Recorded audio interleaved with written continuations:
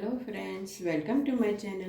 હું ભાવના દાદાવાલા. આજે તમારા માટે લાવી છું વેજ કઢાઈ મસાલા.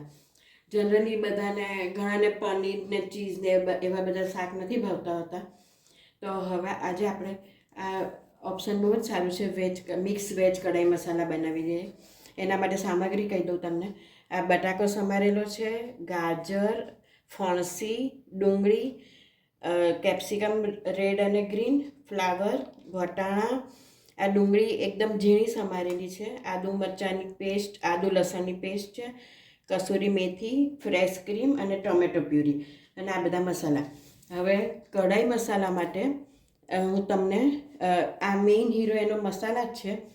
2 ચમચી ધાણા છે, 1 ચમચી વલિયારી, 1 ચમચી જીરું, આખા લાલ મરચાં અને મરી.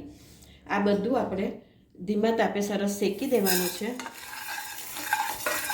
આ સરસ શેકાઈ જાય પછી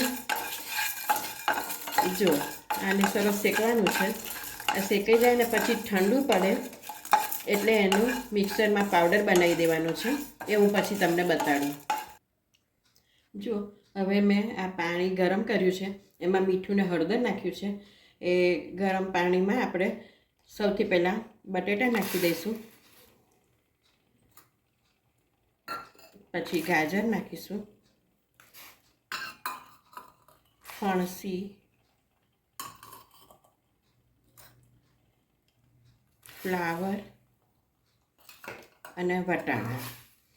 આ બધું ગરમ પાણીમાં આપણે કૂક થવા દેવાનું છે. 3-4 મિનિટ જ એને આખું બાફવા નથી દેવાનું, 50% કૂક થવા દેવાનું છે. એ ગરમ પાણીમાં બરાબર બ્લાન્ચ થઈ જાય પછી હું તમને બતાડું. આ જો આપણે કઢાઈ મસાલો જે શેક્યો હતો એ મેં મિક્સરમાં એનો પાવડર બનાવી દીધો છે. એનો ફ્રેશ છે, એની સુગંધ બહુ જ સરસ આવે છે. અને આ જે વેજીટેબલ આપણે બ્લાન્ચ કર્યા હતા એને 50% જેટલા કૂક કર્યા છે અને કાણાવાળા ટોપામાં એને કાઢી લીધું છે. હવે આપણે એક કઢાઈમાં તેલ લીધું છે, એમાં ડુંગળીના મોટા ચોરસ ટુકડા અને રેડ એન્ડ ગ્રીન કેપ્સિકમ એ બધું સહેજ સાંતળી લેવાનું છે. એમાં થોડુંક એના ટેસ્ટનું મીઠું નાખી દેવાનું છે અને 2 મિનિટ સરસ સ્ટર ફ્રાય કરી દેવાના છે. 2 મિનિટ સ્ટર ફ્રાય કરું પછી હું તમને બતાડું. જો આ 2 મિનિટ મેં સરસ સ્ટર ફ્રાય કરી દીધા છે અને બહુ કૂક નથી થવા દેવાના. હવે એને હું સાઈડ ઉપર કાઢી લઉં છું એક પ્લેટમાં.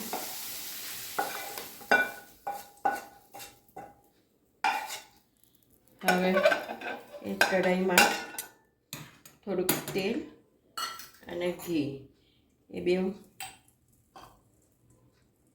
લઈને હવે આપણે એમાં આ ગ્રેવી માટે આપણે પહેલાં વઘારમાં થોડુંક ચપટી જીરું નાખીશું,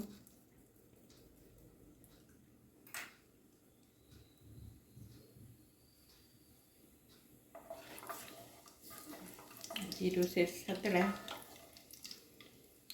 પછી આપણે એમાં એકદમ ઝીણી સમારેલી ડુંગળી છે એ નાખીશું. આમાં 2 ટાઈપની ડુંગળી વાપરવાની છે. આના ગ્રેવી માટે એકદમ ઝીણી સમારેલી અને શાકમાં નાખવા માટે થોડીક મોટી. આ ડુંગળીને સરસ ગુલાબી રંગની સાતળવાની છે. એ સતળાય પછી હું તમને બતાવીશ. જો આ ડુંગળી ગુલાબી રંગની સંતળી ગઈ છે. હવે આપણે એમાં આદુ અને લસણની પેસ્ટ નાખીશું અને પછી આપણે એમાં ટોમેટો પ્યુરી નાખીશું. આ 4 મીડિયમ સાઇઝના ટોમેટોની પ્યુરી બનાવી છે. કાચા ટામેટાને સમારીને મિક્સરમાં પેસ્ટ બનાવી દીધી છે.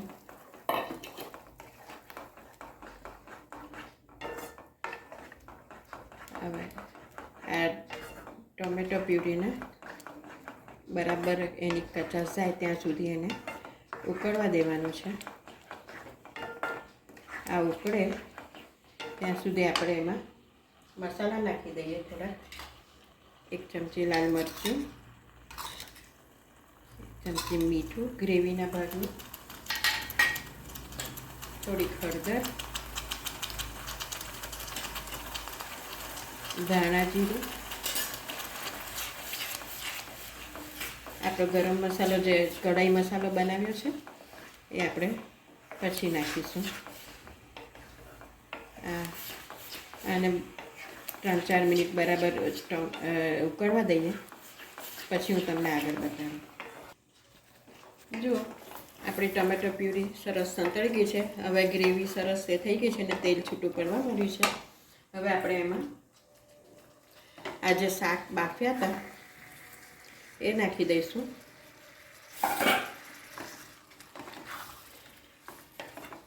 અને એમાં થોડુંક પાણી નાખી દઈશું. આ સ્ટોક વોટર જ છે.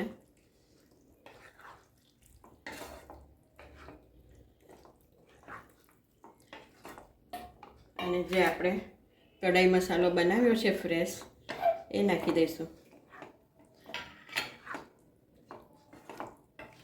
હવે આને સરસ ધીમા તાપે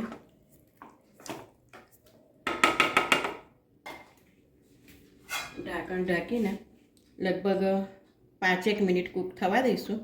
એ કૂક થાય પછી હું તમને બતાવું.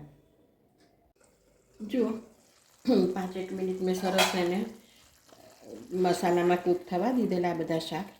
હવે આપણે આ જે ડુંગળીને કેપ્સિકમ સાંતળ્યા છે એ નાખી દઈશું.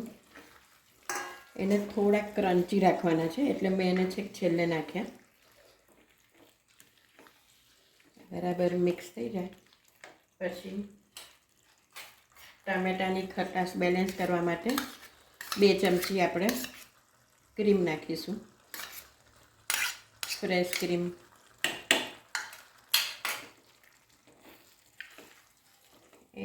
અને 1 જ ચમચી ખાંડ,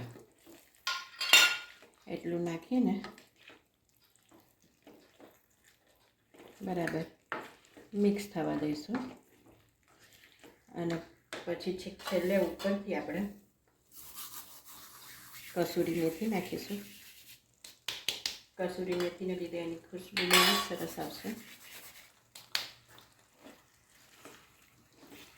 અને આમે તમે આ કઢાઈ મસાલો ફ્રેશ બનાવ્યો છે એટલે એની સુગંધ બહુ જ સરસ છે. તો તમારું આ વેજ કઢાઈ મસાલા તૈયાર થઈ ગયું છે. તમે આ ઘરે નક્કી ટ્રાય કરજો. એકદમ જ રેસ્ટોરન્ટ સ્ટાઇલ છે. તમને બધાને બહુ જ ભાવશે. અને એ કરીને કઢાઈમાં કાઢીને ઉપરથી ધાણા નાખીને સર્વ કરીશું. તો તૈયાર છે તમારી મિક્સ વેજ કઢાઈ મસાલા. જો તમને મારી આ રેસીપી પસંદ આવી હોય તો પ્લીઝ મને સબસ્ક્રાઈબ જરૂરથી કરજો અને બેલ બટન દબાવજો. Thank you.